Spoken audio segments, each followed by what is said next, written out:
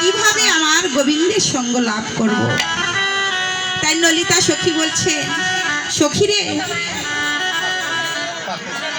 তুই এমন ঘরে বসত করিস, তোকে যে গোবিন্দের সঙ্গ সহজে মিলানো যায় না।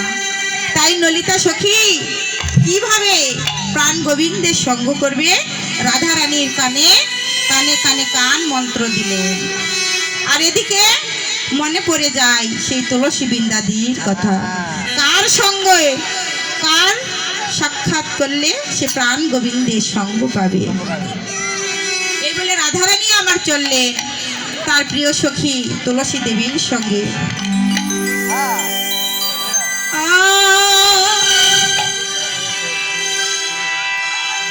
রাধিকার পশি লইয়া তুলসী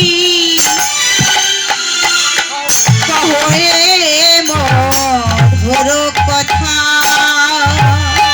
ও সে রাধিকার পশি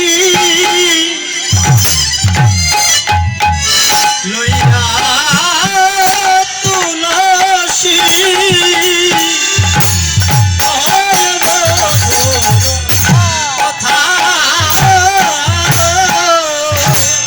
মধুর মধুর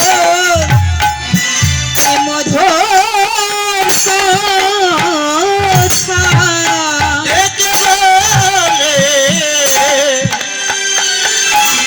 যেন মধুর মধুর মধুর কথা সে শুনলে জোড়া শুনলে আমার প্রাণে ব্যথা। ও তুলসী রে, ও কহে মধুর মধুর মধুর